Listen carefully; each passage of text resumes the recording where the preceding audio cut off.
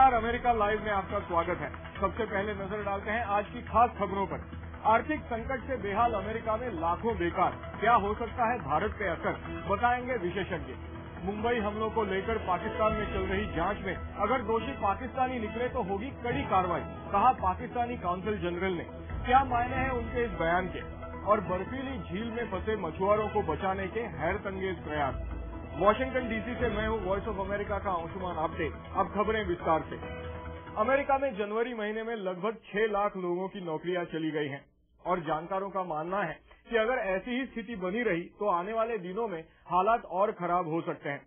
तो ऐसे में आउटसोर्सिंग पर और भारत से नौकरी के लिए यहां आने वाले लोगों पर क्या असर पड़ सकता है, जानते हैं सुधीर वनमाली से।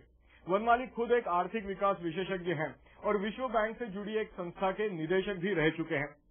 वनमाली साहब, स्वागत है आपका। नमस्कार। तो मेरा पहला सवाल ये था कि एक बिल कांग्रेस में और संसद में चर्चा में आया है जिसके तहत सरकारी मदद जो कंपनियां लेती हैं वो H-1B पर लोगों को बाहर से नहीं ला पाएंगे।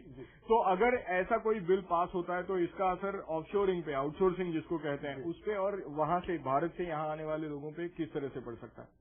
आजकल तो ये बिल पास अभी तक हुआ भी नहीं, इसकी चर्चा चल रही है, मगर यह न होते हुए भी इस आर्थिक परिस्थिति के वजह जो आउटसोर्स्ड इंडियंस यहाँ आ चुके हैं उनके नौकरी को भी कुछ धोखा पहुंचा है।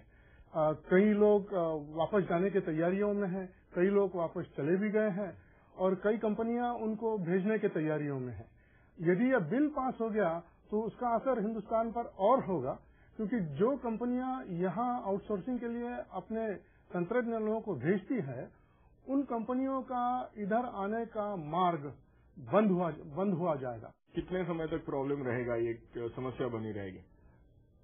आजकल यदि आप देख रहे हो कि क्या हो रहा है, तो ये बिल आए या न आए, आज की यहाँ की आर्थिक अवस्था सुधारने के लिए कम से कम 18 महीने से लेकर तो 2 साल तक दिन तो गुजर जाएंगे। बहुत बहुत शुक्रिया आपका।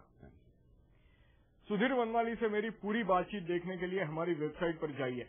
पता है www.voasamachaar.com। पाकिस्तान और अफगानिस्तान के लिए नियुक्त विशेष अमेरिकी दूत रिचर्ड होलब्रुक आज पाकिस्तान जा रहे हैं। उधर कुछ खबरों के मुताबिक मुंबई हमलों की जांच के नतीजे भी पाकिस्तानी सरकार आज ही घोषित करेगी। इसी सिलसिले में पाकिस्तानी कौंसल जनरल सैयद इब्ने अब्बास ने अमेरिका में कहा कि अगर जांच में पाकिस्तानी नागरिक दोषी पाए गए तो उन पर सख्त कार्रवाई की जाएगी। मुंबई हमलों के सिलसिले में पाकिस्तानी जांच के नतीजों का इंतजार है।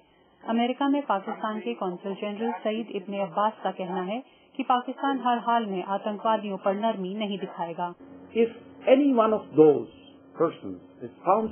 अगर उनमें से कोई भी आदमी पाकिस्तान का पाया जाता है तो उन्हें बख्शा नहीं जाएगा।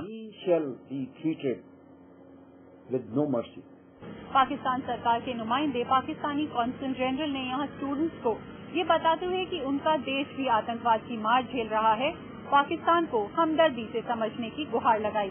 We are in a way helping the world. आतंकवाद के खतरे पर काबू पाने में हम एक तरह से दुनिया की मदद ही कर रहे हैं। भारत पाकिस्तान के बीच बढ़ते तनाव का एहसास चर्चा में हिस्सा ले रहे छात्रों को भी था। सही तो हालात हो रहे थे, थोड़े बेहतर हो रहे थे, मगर अब इसकी वजह से तो हालात काफी खराब लग रहे हैं। Kavita Patel, Berkeley, California, voice of America. सर्दी से जम गए ओहायो राज्य के तालाब लेक ईरी में बर्फीली सतह टूटने से कई मछुआरे फंस गए, जिन्हें बचाने के लिए हर संभव प्रयास किए गए। जैसे ही पता चला कि लगभग 150 मछुआरे बर्फ से जमी ईरी झील में फंस गए हैं, बचाव दल ने अपना ऑपरेशन शुरू कर दिया। हेलीकॉप्टर और नावों के साथ उन्होंने 134 मछुआरों को बचा लिया। जानकारों का कहना है कि जिस दिन मछुआरे ईरी झील में गए उसी दिन असाधारण रूप से बड़े तापमान के कारण बर्फ का वो हिस्सा जिस पर मछुआरे खड़े थे जमीन से अलग हो गया और ईरी झील के बीच में पहुंच गया। ठंडे पानी में 2 मछुआरे गिर भी गए, जिसमें से एक की मौत हो गई। Sonali Sen, voice of America.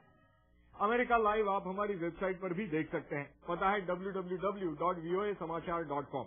और हाँ, आपको अमेरिका लाइव कैसा लगा और आप और क्या खबरें देखना चाहते हैं, हमें ईमेल के जरिए लिख भेजिए।